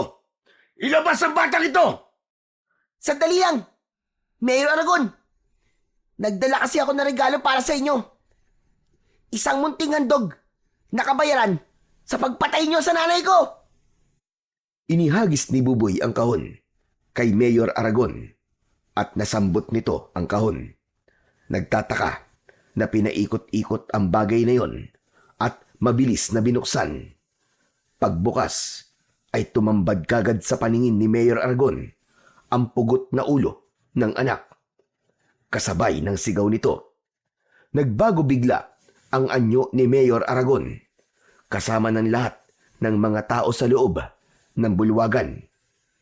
Naging isang aswang nakubot ang mga ito at kumalat ang buhay na buhok na tangkang umatake sa nakatayong si Buboy. Ngunit huli na ang lahat. Nalanghap na ng mga ito ang amoy ng sili, kaya isa-isang tumumba ang mga tauhan nito habang bumubula ang bibig. Nagkikikisay ang katawan at agad na nasunog. Hayop ka! Magbabayad kang bata ka! Sino ang pumatay sa anak ko? Ako! Ako ang pumatay sa anak mo! Anak ka ng teteng! Pinatay mo ang asawa ko si Marisa. Kulang pang kabayaran ng buhay ng anak mo sa buhay ng asawa ko! Kung ganun, papatayin ko kayong lahat kasama ang batang yan! Tumakbo papalapit kay Buboy ang aswang na si Mayor Aragon. Ngunit biglang humarang si Efren. Itinarak niya ang talim ng tungkod sa dibdib mismo ng aswang. Habang si Buboy naman ay lumapit din kay Mayor Aragon. Inispray niya ang katas ng sili sa mukha nito, habang si Efren naman ay paulit-ulit na sinaksak ang dibdib ng alkalde. Sumugod na rin ang taong bayan at pinagtulungan ng mga ito na saksakin ang nagkikikisay na katawan ng mga natitirang tauhan ni Mayor Pinagmasdan ng mag-ama kung paanong unti-unting nalalason ang katawan ng mga ito. Tumubo ang malalaking bukol sa katawan ng aswang na kubot at nanlalaki ang mga mata habang pilit na tumatayo para lumaban sa kanila. Subalit bumula ang bibig nito hanggang sa tuluyang masunog ang katawan ni Mayor Aragon. Naluluwang napatingin si Buboy sa muka ng kanyang ama na si Mang Efren. Tay, gumana po ang lason na ginawa nyo. Hindi ko po alam na mahusay po pala kayong gumawa ng lason. Matututunan mo rin ang lahat ng yan, anak. Balang araw ay dalawa na tayong haharap sa mga aswang na kagaya ni Mayor Aragon. Tuluyan ng nakalaya ang baryo ng Garoma sa ganid na pamamahala ng isang kurap na kawani ng gobyerno. Sana ay wala ng kagaya niya ang muling maghari sa lugar na ito. Tara na mga kasama!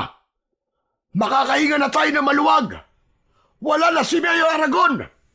At dahil sa kasama natin na si Efren, nagawa natin magtagumpay! At siyempre, kasama ang kanyang anak na si Buboy! Mabuhay ang mag-ama! Mabuhay ang mag-amang manunugis! Sabay-sabay na umalingaw-ngaw ang malakas na boses ng mga tao kasama ang mag-ama na sina Nene at Mang Pidring. Sama-sama silang lumabas ng mansyon at naiwan ang naaabong katawan ng mga aswang na kubot. Magmula ng gabing yon ay tuluyang bumalik ang katahimikan sa baryo. Naibalik din ang lupang kinamkam ni Mayor Aragon sa mga tao. Pagkalipas ng 2 linggo ay magkasama na ang mag-ama sa pagtitinda ng sili sa mga tao. Magmula kasi na masaksihan ng mga tao ang bisa ng sili sa mga aswang, ay kinahiligan na ng mga ito na gumamit ng sili sa lahat ng lulutuin.